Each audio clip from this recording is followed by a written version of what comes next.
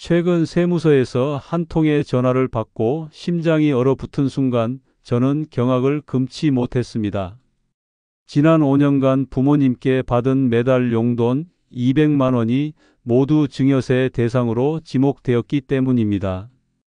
여러분도 당장 내일 이런 전화를 받을 수 있습니다. 준비되셨나요? 세금 폭탄이 터져버린 사람들이 지금 이 순간에도 쏟아지고 있습니다. 혹시 여러분은 가족에게 돈을 보내면서 증여세를 고려해 본 적이 있으신가요? 자녀나 부모님께 평범하게 돈을 보내는 것조차 이제는 세무조사 대상이 될 수 있는 세상이 되었습니다. 세금은 당연히 내야 하지만 너무 과한 부담은 피하고 싶으시죠? 지금 이 영상 끝까지 보지 않으시면 큰 세금 폭탄을 고스란히 뒤집어 쓰실 수 있습니다. 매달 부모님께 드리는 용돈, 자녀 결혼식 때 보태주는 돈, 손주 교육비 지원까지 이제는 모두 세금 추징 대상입니다. 국세청이 가족 간 돈 거래를 어떻게 낱낱이 추적하는지 그 충격적인 실태를 아십니까? 가족끼리 돈을 주고받았다고 무조건 세금을 내야 할까요? 그렇지 않습니다.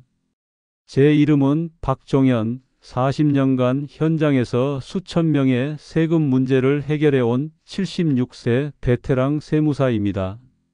세무 공무원들도 잘 모르는 비밀 정보들, 오직 최전선에서 수십 년간 쌓아온 노장만이 알 수 있는 내용들입니다. 올해 2025년부터 세무조사가 더욱 강화되는 충격적인 이유 들어보셨나요? 국가가 87조 원 넘는 세수 부족에 허덕이고 있기 때문입니다. 법인세 수입 감소와 경기 침체로 정부는 세금을 어디선가 찾아내야만 합니다. 그 타겟이 바로 우리 평범한 가정의 가족 간 자금 이동이 되고 있다는 사실 아십니까? 놀랍게도 정부는 올해 5월부터 세무 공무원들에게 추징 세금의 10%를 포상금으로 지급하는 제도를 시행했습니다. 이 포상금은 연간 최대 2천만 원까지 받을 수 있으니 세무 공무원들이 얼마나 적극적으로 세금을 거둘지 상상이 되시나요? 국세기본법까지 개정하며 세무조사를 강화하는 정부, 이제는 타협의 여지도 줄어들고 있습니다. 하루에 1천만 원 이상 현금을 입출금하면 자동으로 국세청에 보고되는 시스템이 구축되었다는 사실 알고 계셨나요? 심지어 은행 직원들은 의심스러운 거래를 보고하지 않으면 금융감독원으로부터 징계를 받을 수도 있습니다. 이 말은 여러분의 모든 금융 거래가 감시받고 있다는 뜻입니다. 4대 은행 출신 세무조사 전문가들과 함께 세무조사를 피하는 실전 노하우를 전수해 드리겠습니다. 부모와 자녀 간 안전하게 자금을 주고받는 방법, 세무서가 의심하지 않는 계좌이체 비법을 알려드립니다. 현금 거래의 함정과 빠져나오는 방법, 계좌이체보다 더 위험할 수 있는 현금 거래의 진실을 공개합니다. 증여세 한도를 최대한 활용하는 전략적 방법, 미리 알고 실천하면 평생 세금을 절약할 수 있습니다. 그리고 이런 세무조사에 당당히 맞설 수 있는 완벽한 증빙자료 관리법까지 모두 알려드리겠습니다. 제 경험상 미리 알고 준비하면 세무조사를 피할 수 있고 받더라도 당당히 대응할 수 있습니다. 오늘 이 영상이 끝나면 여러분은 세무조사에 당당히 맞설 수 있는 내공을 갖추게 될 것입니다. 지금 바로 구독과 좋아요 눌러주시고 평생 후회 없는 세금 관리의 지혜를 함께 나눠봅시다. 요즘 세무 환경이 얼마나 급격히 변하고 있는지 그 속도가 무섭습니다. 불과 몇 년 전까지만 해도 가족 간 돈 거래는 그다지 신경 쓰지 않았던 세무서가 갑자기 칼을 빼든 이유가 무엇일까요? 바로 심각한 세수 부족 때문입니다. 2023년에 56조, 2024년에 31조, 지난 2년간 무려 87조 원의 세수 펑크가 발생했습니다. 여러분 상상해 보세요. 87조라는 천문학적인 금액이 부족하다면 국가는 어떻게 될까요? 그리고 안타깝게도 올해 2025년에도 세수 부족이 계속될 것으로 예상됩니다. 트럼프 정부의 관세 정책으로 국내 기업들의 해외 수출이 타격을 받으면서 법인세 수입도 줄어들고 있습니다. 국가 재정이 위태로워지자 정부는 어디서든 세금을 더 거둬들이기로 결정했습니다. 그 첫 번째 타겟이 바로 가족 간 자금 이동이 된 것입니다. 2025년 5월부터 시행된 세무공무원 포상금 제도 정말 무섭습니다. 세금을 추징하면 그 금액의 10%를 포상금으로 받아갑니다. 이 포상금은 연간 최대 2천만 원까지 받을 수 있는데 이런 파격적인 인센티브가 세무공무원의 행동을 어떻게 바꿀지 생각해 보셨나요? 놀랍게도 이 제도는 이미 국세기본법을 통해 법안이 개정되어 시행 중입니다. 이전에는 없던 제도로 세무공무원들이 더욱 적극적으로 세금을 추징하도록 강력한 동기를 부여하고 있습니다. 이것이 무엇을 의미하는지 아십니까? 예전에는 세무조사 과정에서 타협의 여지가 있었지만 이제는 그런 여유가 사라진다는 뜻입니다. 세무공무원들은 더 이상 망설이지 않고 모든 의심스러운 거래를 철저히 조사할 것입니다. 여러분의 개인 계좌와 가족 간 거래 내역이 세무서 컴퓨터 화면에 오르내리고 있다고 상상해 보세요. 그들은 이제 여러분의 계좌에서 의심스러운 패턴을 찾아내면 바로 연락할 것입니다. 이런 상황에서 여러분은 어떻게 대비해야 할까요? 무엇보다 먼저 가족 간 자금 이동의 기본 원칙을 알아야 합니다. 모든 이체에는 명확한 사유가 있어야 하고 그 증거를 남겨야 합니다. 지금 이 부분을 놓치면 나중에 세무조사를 받았을 때 큰 후회를 하게 될 것입니다. 가족에게 돈을 보낼 때 이체 메모란에 아무것도 적지 않고 송금하는 것은 가장 위험한 행동입니다. 세무서는 이런 무기명 송금을 무조건 증여로 간주합니다. 그렇다면 어떤 목적으로 송금해야 안전할까요? 생활비, 병원비, 교육비 등은 비교적 안전한 이유입니다. 하지만 이것도 매달 일정액 이상이 되면 증여로 의심받을 수 있습니다. 5월부터 시작된 세무공무원 포상금 제도는 세무조사의 성격 자체를 완전히 바꾸고 있습니다. 여러분도 이제 세금에 대한 인식을 근본적으로 바꿔야 할 시점입니다.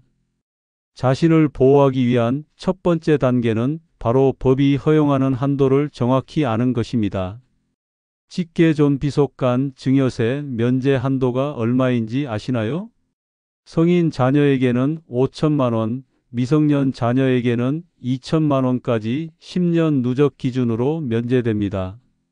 이 한도를 초과하면 무조건 증여세를 내야 하며 신고하지 않으면 가산세까지 붙습니다. 제 오랜 경험에 비추어 볼 때 세무조사는 예방이 최선입니다. 한번 세무조사가 시작되면 그 스트레스와 비용은 상상 이상입니다. 최근 제가 경험한 사례를 하나 말씀드리겠습니다. 한 의사분이 자녀 결혼 자금으로 5천만 원을 송금했는데 증여세 신고를 하지 않았습니다. 결국 3년 후 세무조사를 받게 되었고 5천만 원 전액에 대해 세금과 가산세를 합쳐 1천만 원 이상을 추가로 납부했습니다. 이처럼 모르고 한 실수가 나중에 큰 부담이 될 수 있습니다. 세무 환경이 이렇게 급변하는 시대에 우리는 더욱 철저히 준비해야 합니다. 많은 분들이 계좌 이체보다 현금 거래가 더 안전하다고 생각하시는데 충격적인 사실을 알려드립니다. 현금 거래가 오히려 더 위험할 수 있습니다. 여러분이 은행에서 현금을 1천만 원 이상 입금하거나 출금하는 순간 그 정보는 즉시 금융정보분석원에 자동으로 보고됩니다. 그리고 이 정보는 곧바로 국세청으로 전달됩니다. 혹시 여러분 중에 하루에 999만 원씩 여러 날에 걸쳐 입출금하면 안전하다고 생각하시는 분 있으신가요? 이런 방식을 세무 전문가들은 스머핑이라고 부르며 이것은 가장 강력한 의심거래 패턴으로 간주됩니다. 이 정보를 모르고 있다가 세무조사를 받게 되면 모든 것을 다 털릴 수 있습니다. 국세청은 연간 1만 건 이상 무려 2조 원 규모의 세금을 현금 입출금 조사만으로 추징하고 있습니다. 이 말은 현금 거래로 세금을 피하려는 시도가 얼마나 위험한지 보여주는 지표입니다.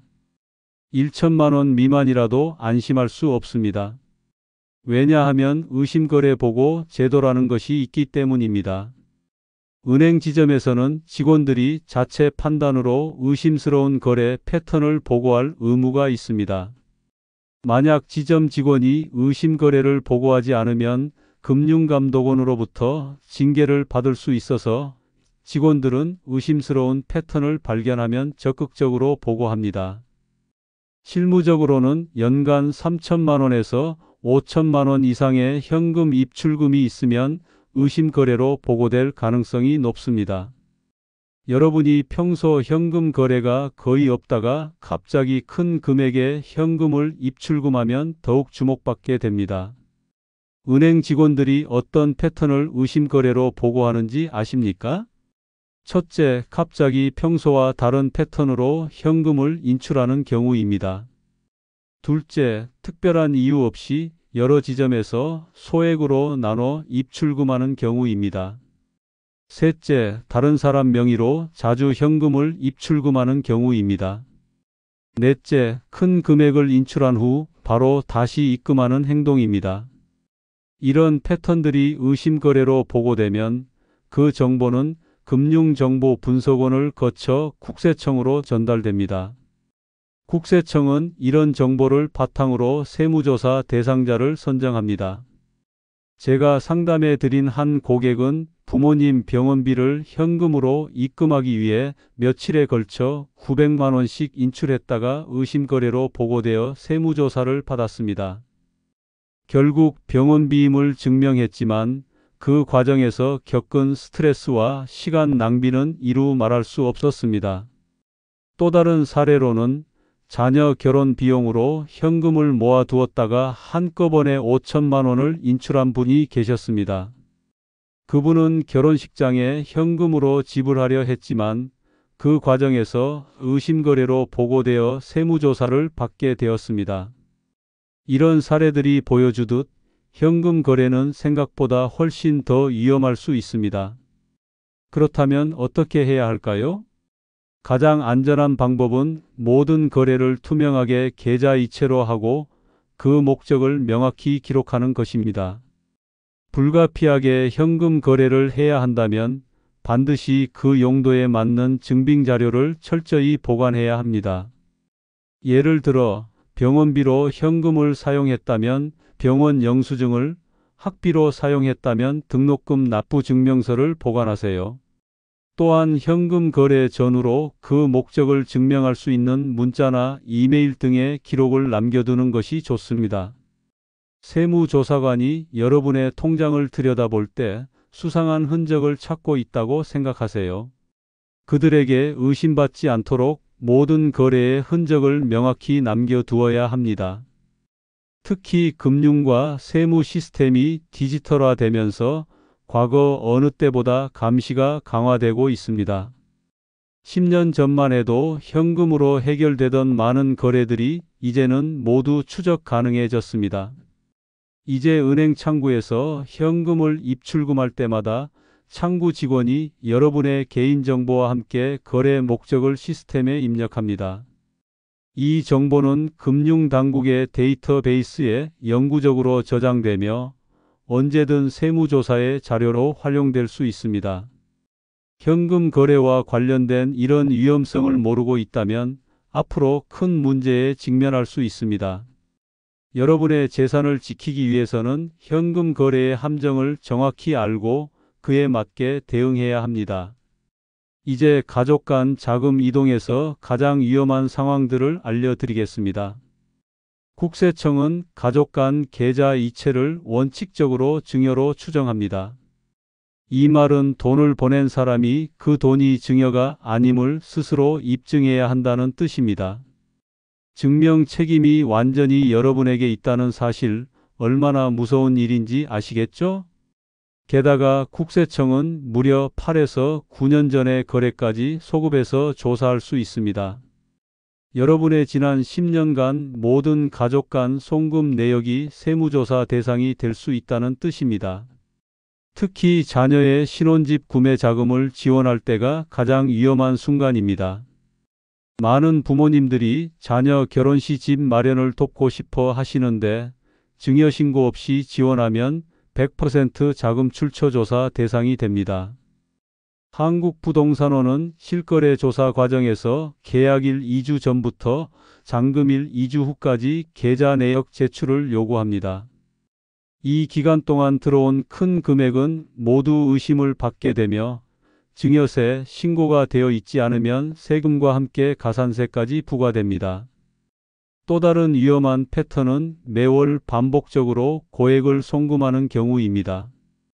부모님이 성인 자녀에게 매월 100만 원 이상 정기적으로 송금하면 생활비 범위를 초과한다고 판단될 수 있습니다. 세무서는 성인 자녀의 정상적인 생활비를 월 50만 원에서 70만 원 수준으로 보는 경향이 있습니다. 그 이상은 재산 증식을 위한 증여로 의심받을 수 있으니 주의하셔야 합니다. 명절이나 생일마다 정기적으로 송금하는 경우도 위험합니다. 매년 설날, 추석, 생일에 200만 원에서 300만 원씩 보내면 이것은 명백한 증여 패턴으로 인식됩니다. 특히 미성년 자녀 명의 계좌에 입금하는 경우는 세무서에서 가장 주목하는 패턴입니다. 자체 소득이 없는 미성년자 계좌에 정기적으로 고액이 입금되면 100% 증여로 간주됩니다. 만약 지금까지 이런 방식으로 돈을 이체해 오셨다면 지금 시청을 중단하면 큰 세금 폭탄을 맞게 될 수 있습니다. 이런 위험한 패턴들을 피하려면 어떻게 해야 할까요? 무엇보다 증여세 면제 한도를 정확히 알고 그 범위 내에서 계획적으로 자금을 이동해야 합니다. 가족 관계별로 면제 한도가 다르니 혼동하지 마세요. 배우자에게는 6억 원, 성인 자녀에게는 5천만 원, 미성년 자녀에게는 2천만 원, 형제 자매나 기타 친족에게는 1천만 원이 면제 한도입니다. 이 한도는 10년 누적 기준이므로 10년마다 이 금액만큼 세금 없이 증여할 수 있습니다. 그러나 무엇보다 중요한 것은 모든 이체의 명확한 목적과 증거를 남기는 것입니다. 이체할 때 반드시 이체 메모란에 구체적인 용도를 적어야 합니다. 예를 들면 5월 병원비, 2학기 등록금, 아파트 관리비 지원 등으로 명확히 적어야 합니다. 카카오톡과 같은 메신저로 돈을 보내는 이유에 대한 대화 내용도 캡처해서 보관하세요. 이런 증거들이 나중에 세무조사를 받았을 때 여러분을 보호해 줄 방패가 됩니다. 또한 가족 간 자금 이동 시 꼭 지켜야 할 원칙은 규칙적인 패턴을 만들지 않는 것입니다. 매월 정확히 같은 날짜에 같은 금액을 보내는 것은 의심을 살 수 있습니다. 금액과 날짜에 약간의 변동을 주는 것이 더 자연스럽습니다. 그리고 반드시 이체 사유에 맞는 증빙 서류를 함께 보관하세요. 예를 들어 자녀 등록금으로 송금했다면 등록금 납부 증명서를, 병원비로 지원했다면 진료비 영수증을 보관하세요. 주택 구입과 관련된 자금 지원은 특히 더 철저한 준비가 필요합니다. 자녀의 집 마련을 돕고 싶다면 계약 최소 3개월 전에 증여세 신고를 완료하고 자금을 이전하는 것이 안전합니다. 갑작스러운 고액 이체는 반드시 세무당국의 주목을 받게 된다는 점을 명심하세요. 많은 분들이 세금을 아끼려다 더 큰 세금을 내게 되는 실수를 저지릅니다. 가족 간 자금 이동은 계획적으로 증거를 남기며 법적 테두리 안에서 이루어져야 합니다. 40년 세무 현장에서 보아온 경험으로 말씀드리자면 편법보다는 정석이 항상 더 안전합니다. 이런 기본 원칙들을 지키면서 가족 간 자금 이동을 현명하게 관리하시길 바랍니다. 이제 증여세에 대해 정확히 알아보겠습니다. 증여세는 생각보다 복잡하지만 제대로 이해하면 큰 도움이 됩니다. 증여세란 간단히 말해 무상으로 재산을 받았을 때 내는 세금입니다. 현금, 부동산, 주식 등 가치 있는 모든 것을 받으면 원칙적으로 세금을 내야 합니다. 하지만 다행히도 가족 간에는 일정 금액까지 면제 혜택이 있습니다. 이 면제 한도를 최대한 활용하는 것이 합법적인 절세의 첫걸음입니다. 지금 화면을 떠나시면 수천만 원의 세금을 더 내게 될 수 있으니 끝까지 시청해 주세요. 증여세 면제 한도는 가족 관계에 따라 다릅니다. 배우자에게는 가장 높은 6억 원까지 면제됩니다. 직계존비속, 즉 부모와 자녀 간에는 성인인 경우 5천만 원까지 면제됩니다. 미성년 자녀에게는 더 낮은 2천만 원만 면제되니 특히 주의해야 합니다. 형제 자매나 기타 친족에게는 1천만 원까지만 면제됩니다. 이 금액은 10년 동안의 누적 금액이라는 점을 꼭 기억하세요. 다시 말해 10년 동안 이 한도 내에서만 증여세 없이 재산을 주고받을 수 있습니다. 10년이 지나면 다시 새로운 한도가 적용됩니다. 이 면제 한도를 초과하면 얼마나 세금을 내야 할까요? 증여세율은 최저 10%에서 최고 50%까지 적용됩니다. 받는 금액이 클수록 세율도 높아지는 누진세 방식입니다. 예를 들어 자녀에게 1억 원을 증여한다면 면제 한도 5천만 원을 제외한 5천만 원에 대해 약 20% 정도의 세율이 적용되어 1천만 원의 세금을 내야 합니다. 만약 증여세 신고를 하지 않고 나중에 세무조사에 적발되면 어떻게 될까요? 면제 한도 적용도 받지 못하고 전체 금액에 대해 세금을 내야 합니다. 게다가 20%의 가산세까지 추가되니 제때 신고하지 않으면 최소 2배 이상의 세금을 내게 됩니다. 이런 사실을 아는 것만으로도 여러분은 이미 많은 세금을 절약할 수 있습니다. 증여세를 합법적으로 줄이는 가장 좋은 방법은 분할 증여입니다. 이를테면 자녀에게 한 번에 1억 원을 주는 것보다 10년에 걸쳐 5천만 원씩 2번 나눠서 주는 것이 훨씬 유리합니다. 또한 미성년 자녀가 성인이 되면 면제 한도가 2천만 원에서 5천만 원으로 올라가니 이 시점을 활용하는 것도 좋은 전략입니다. 예를 들어 자녀가 1살 때 2천만 원, 11살 때 2천만 원, 21살 때 5천만 원, 31살 때 5천만 원을 증여하면 총 1억 4천만 원을 세금 없이 줄 수 있습니다. 이런 장기적인 계획을 세워두면 자녀의 미래를 위해 더 많은 자산을 남겨줄 수 있습니다. 연 3%의 수익률만 가정해도 이렇게 일찍 시작한 자산은 자녀가 성인이 될 때쯤 2억 원 이상으로 불어납니다. 그런데 만약 증여세 신고를 깜빡했다면 어떻게 해야 할까요? 증여세 신고 기한은 증여받은 날로부터 3개월 이내입니다. 이 기간이 지났더라도 세무서에 자진 신고하면 가산세를 크게 줄일 수 있습니다. 자진 신고와 세무조사에 적발되는 것은 하늘과 땅 차이라고 보시면 됩니다. 증여세 신고 방법도 생각보다 간단합니다. 세무서를 직접 방문하거나 홈택스 웹사이트를 통해 온라인으로 신고할 수 있습니다. 신고서 작성이 어렵다면 세무사의 도움을 받는 것이 안전합니다. 세무사 비용이 부담스럽다고 생각할 수 있지만 잘못된 신고로 인한 가산세보다는 훨씬 저렴합니다. 또 하나 알아두면 좋은 팁은 증여세 계산 시 각종 공제와 감면 제도를 활용하는 것입니다. 예를 들어 장애인이나 국가유공자에게는 특별 공제가 적용될 수 있습니다. 또한 농지나 영농상속에 대해서도 특례 감면이 있으니 해당되는 경우 꼭 챙겨보세요. 증여세 면제 한도를 최대한 활용하면서도 세무조사에 대비하기 위해서는 증여의 목적과 자금의 출처를 명확히 해두는 것이 중요합니다. 특히 고액 증여의 경우 자금의 출처에 대한 입증 자료를 미리 준비해 두세요. 예를 들어 퇴직금이나 보험금으로 자녀에게 증여한다면 그 퇴직금 수령 내역이나 보험금 지급 증명서를 보관해 두어야 합니다.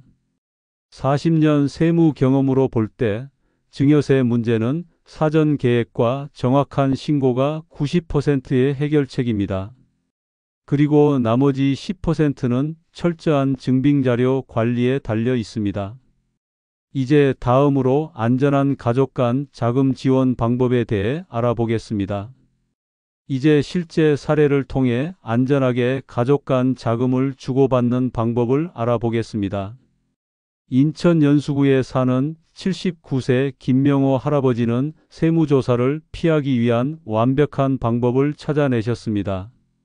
할아버지는 손자의 대학 등록금과 생활비로 매학기 1천만 원씩 5년간 총 8천만 원을 지원하셨습니다. 그런데 세무서에서 증여세 신고를 하지 않았다며 세금 고지서를 보내왔을 때 할아버지는 당황하지 않으셨습니다. 바로 평소 꼼꼼하게 작성해둔 차용증과 상환 내역이 있었기 때문입니다. 결국 세무서에서도 이 거래가 증여가 아닌 대여임을 인정했고 증여세 부과는 취소되었습니다. 이 사례에서 배울 수 있듯이 차용증은 가족 간 자금 이동의 가장 강력한 방패입니다. 차용증이 없다면 지금 이 영상을 중단하더라도 즉시 작성하러 가셔야 합니다. 그렇다면 세무서에서 인정하는 제대로 된 차용증은 어떻게 작성해야 할까요? 첫째, 금액은 반드시 숫자와 한글을 함께 표기해야 합니다. 예를 들면 금 1억 원정처럼 적어야 하며 이는 금액 변조를 방지하기 위함입니다. 둘째, 이자율은 법정 이자율인 4.6% 이상으로 설정하는 것이 안전합니다. 너무 낮은 이자율은 증여로 의심받을 수 있으니 주의하세요. 셋째, 상환 계획을 구체적으로 명시해야 합니다. 2025년 6월부터 매월 15일에 원금 50만 원과 이자를 상환한다와 같이 명확하게 기재하세요. 넷째, 양측 모두 자필 서명과 날짜를 기재해야 합니다.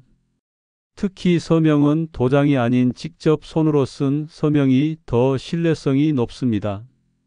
대전 유성구에 사는 82세 박진수 할아버지는 이런 차용증 하나로 1억 5천만 원의 세금을 절약하셨습니다.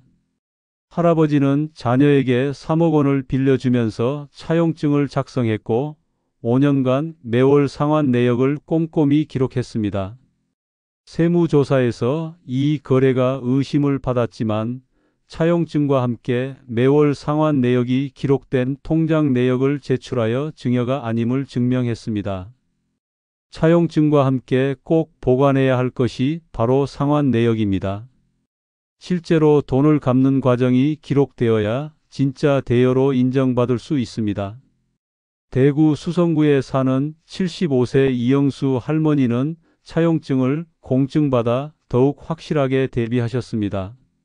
할머니는 손자의 사업 자금으로 2억 원을 지원하면서 법무사 사무실에서 공증받은 차용증을 작성했습니다.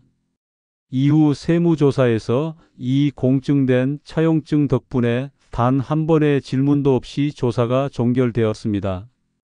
공증은 선택사항이지만 고액 대여의 경우 추가적인 안전장치가 됩니다. 울산 남구에 사는 81세 최광식 할아버지는 실수로 차용증 없이 손자에게 1억 원을 송금했다가 큰 어려움을 겪으셨습니다. 할아버지는 세무조사에서 증여가 아닌 대여라고 주장했지만 증거가 없어 결국 3천만 원의 세금을 납부해야 했습니다. 이 사례는 차용증 없는 고액 송금이 얼마나 위험한지 보여줍니다. 부산 해운대구에 사는 77세 정민호 할아버지는 이체할 때마다 이체 메모란에 용도를 명확히 적어 안전하게 자금을 지원하셨습니다. 6월 이자 상환, 원금 일부 상환, 대학 등록금 대여 등 구체적인 메모를 남겼고 이것이 세무조사에서 중요한 증거가 되었습니다. 차용증과 함께 이체 메모는 가장 강력한 증거가 됩니다. 카톡이나 문자 메시지도 중요한 증거가 될 수 있습니다. 경기도 성남시에 사는 80세 김정희 할머니는 돈을 보내기 전에 반드시 카카오톡으로 용도와 상환 계획에 대해 대화를 나누셨습니다. 등록금으로 2천만 원 보내줄게. 졸업하고 취직하면 조금씩 갚아라는 메시지가 남아있어 세무조사에서 유리하게 작용했습니다. 차용증 작성 시 또 하나 주의할 점은 차용 기간을 너무 길게 잡지 않는 것입니다. 10년 이상의 장기 차용은 실제 상환 의지가 없는 것으로 의심받을 수 있습니다. 5년 이내의 기간으로 설정하고 필요시 연장하는 방식이 더 안전합니다. 특히 가족 간 차용에서는 상환 계획과 실제 상환 내역이 일치하는 것이 매우 중요합니다. 원금을 한꺼번에 상환하는 것보다 매월 조금씩 나눠서 상환하는 것이 더 신뢰를 얻을 수 있습니다. 광주 서구에 사는 83세 한상철 할아버지는 손녀의 결혼 자금으로 5천만 원을 빌려주면서 매달 20만 원씩 상환받는 방식을 선택했습니다. 이런 꾸준한 상환 내역이 세무조사에서 대여임을 인정받는 결정적 증거가 되었습니다. 차용증과 함께 모든 증빙 자료는 최소 5년 이상 보관하는 것이 안전합니다. 이처럼 제대로 된 차용증과 상환 내역만 있다면 가족 간 자금 이동이 한결 안전해집니다. 이제 무이자 차용이라는 특별한 방법에 대해 알아보겠습니다. 세법에서는 이자 없이 돈을 빌려주는 경우에도 일정 금액까지는 인정해주는 제도가 있습니다. 강원도 춘천시에 사는 78세 윤태식 할아버지는 이 제도를 활용해 큰 세금을 절약하셨습니다. 할아버지는 자녀에게 2억 원을 무이자로 빌려주었는데 세무조사에서 이 거래가 증여로 의심을 받았습니다. 하지만 할아버지는 법정 무이자 한도인 2억 1,700만 원 이내의 대여였음을 증명하여 문제없이 인정받았습니다. 여러분이 지금 이 부분을 놓친다면 무이자로 자녀를 도울 수 있는 기회를 영영 잃게 될 수 있습니다. 현재 법정 무이자 한도는 개인당 2억 1,700만 원입니다. 이는 한 사람이 다른 한 사람에게 이 금액까지는 이자 없이 빌려줘도 증여로 간주하지 않는다는 뜻입니다.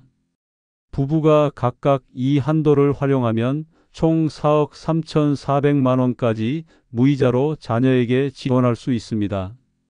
더 나아가 양가 부모 모두 활용하면 최대 8억 이상을 무이자로 지원할 수 있는 셈입니다. 전남 순천시에 사는 76세 임경수 할아버지와 할머니는 이 방법으로 두 자녀에게 각각 4억씩 총 8억을 무이자로 지원하셨습니다. 물론 이렇게 무이자로 빌려줄 때도 반드시 차용증은 작성해야 합니다. 또한 실제로 상환이 이루어지고 있다는 증거를 남기는 것이 중요합니다. 2억 원 기준으로 매월 50만 원씩 상환하면 약 3년 4개월 동안 꾸준히 상환 내역이 생기게 됩니다.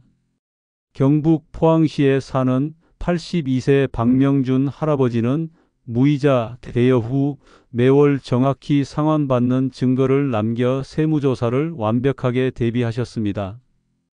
이처럼 가족 간 자금 이동에서 가장 중요한 것은 바로 철저한 증빙자료 관리입니다. 제주도 서귀포시에 사는 81세 김태환 할아버지는 손자에게 준 돈에 대한 모든 자료를 디지털과 종이 문서로 이중 보관하셨습니다.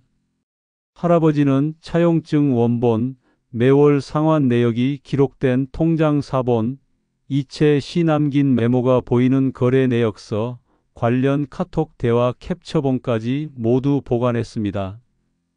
세무조사에서 이 완벽한 증빙자료 덕분에 단 한 푼의 세금도 추가로 내지 않았습니다. 증빙자료 관리 방법 중 가장 기본이 되는 것은 이체 메모 활용입니다. 모든 이체 시 구체적인 용도를 명시하는 것이 중요합니다. 5월 이자, 원금 일부 상환, 카드값 정산 등 목적을 명확히 적어야 합니다. 충남 보령시에 사는 79세 이정희 할머니는 이체 메모를 항상 꼼꼼히 적었다가 나중에 세무조사에서 큰 도움을 받았습니다. 할머니는 증여가 아닌 빌려준 돈이라는 증거로 이체 메모를 제시했고 세무서도 이를 인정했습니다. 두 번째로 중요한 증빙 자료는 카카오톡이나 문자 메시지입니다. 거래 목적과 내용이 담긴 대화 내용을 캡처하여 보관하는 것이 좋습니다. 충북 청주시에 사는 80세 최영철 할아버지는 평소 손자와 주고받은 카톡 대화를 모두 백업해 두었습니다. 자금 지원 전후로 주고받은 대화가 세무조사에서 중요한 증거가 되어 증여세를 면제받았습니다. 세 번째로는 차용증과 상환 내역서를 철저히 보관하는 것입니다. 차용증은 가급적 공증을 받는 것이 좋고 상환 내역서는 매달 갚은 기록을 정리해서 보관해야 합니다. 경기도 용인시에 사는 77세 정수영 할아버지는 차용증 원본과 사본을 각각 보관하고 매달 상환 내역을 엑셀로 정리해 두었습니다. 이 자료들 덕분에 세무조사에서 단 하루 만에 조사가 종결되는 놀라운 결과를 얻었습니다. 마지막으로 은행 거래 내역서를 출력 보관하는 것도 중요합니다. 이체 메모가 찍힌 통장 내역을 프린트해서 보관해두면 나중에 중요한 증거가 됩니다. 서울 강남구에 사는 78세 권병철 할아버지는 3개월마다 은행 방문해 거래 내역서를 출력해 보관했습니다. 덕분에 세무조사 시 10년치 거래 내역을 모두 제출할 수 있었고 모든 거래가 증여가 아님을 증명했습니다. 이런 증빙 자료들은 최소 5년 이상, 가능하면 10년까지 보관하는 것이 안전합니다. 전북 전주시에 사는 81세 송민수 할아버지는 금고를 구입해 모든 증빙 자료를 체계적으로 보관했습니다. 할아버지는 자녀들에게도 자료 보관의 중요성을 강조했고 덕분에 세무조사에서 단 한 건의 문제도 발생하지 않았습니다. 특히 요즘은 디지털 시대이니만큼 종이 문서와 함께 디지털 백업도 함께 하는 것이 좋습니다. 클라우드 저장소나 외장하드에 모든 자료를 스캔하여 보관해두면 만일의 사태에도 대비할 수 있습니다. 서울 송파구에 사는 75세 남윤식 할아버지는 손자의 도움을 받아 모든 증빙 자료를 구글 드라이브에 백업해 두었습니다. 집에 화재가 발생했음에도 디지털 백업 덕분에 세무조사에 완벽하게 대응할 수 있었습니다. 이처럼 증빙 자료 관리에 철저하다면 세무조사가 두렵지 않을 것입니다. 기억하세요. 세무조사에서 가장 중요한 것은 증거입니다. 이제 현금 거래 시 특별히 주의해야 할 상황과 안전하게 대처하는 방법을 알려드리겠습니다. 현금 거래가 가장 위험한 시기는 바로 부동산 거래 전후입니다. 경기도 고양시에 사는 84세 장명수 할아버지는 부동산 거래 직전 현금을 인출했다가 큰 위기에 처했습니다. 할아버지는 손자의 아파트 계약금으로 5천만 원을 현금으로 준비하기 위해 계약일 일주일 전에 은행에서 인출했습니다. 그런데 이 거래가 의심거래로 보고되어 세무조사를 받게 되었고 결국 증여세를 납부해야 했습니다. 부동산 거래와 관련된 자금은 계약일 2주 전부터 잔금일 2주 후까지 절대로 현금 거래를 하지 마세요. 이 시기에는 한국부동산원과 세무서가 모든 자금 흐름을 면밀히 추적하기 때문입니다. 만약 이 부분을 놓치면 애써 마련한 자금에 불필요한 세금까지 내야 하는 최악의 상황이 될 수 있습니다. 서울 마포구에 사는 80세 김동현 할아버지는 더 안전한 방법을 택했습니다. 할아버지는 손자 아파트 계약금을 내기 3개월 전에 증여세를 신고하고 계좌이체로 자금을 지원했습니다. 덕분에 세무조사 없이 원활하게 부동산 거래를 마무리할 수 있었습니다. 또 다른 위험한 시기는 상속이 발생한 전후입니다. 대구 중구에 사는 79세 이창호 할아버지는 배우자 상속 직후 큰 금액의 현금을 인출했다가 세무조사를 받았습니다.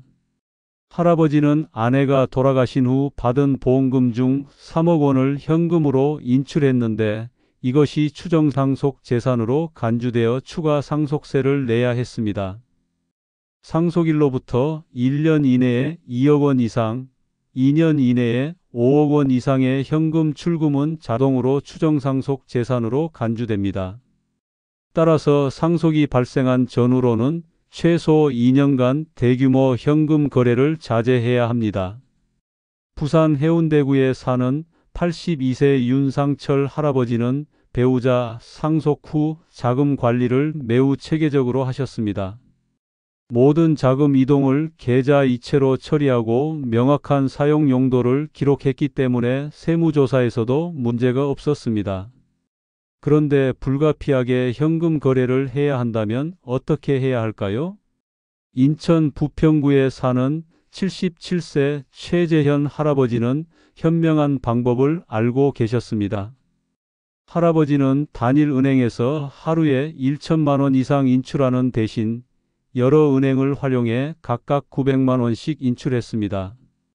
서로 다른 은행 간에는 정보 공유가 즉각적으로 이루어지지 않기 때문에 자동 보고 대상에서 벗어날 수 있었습니다.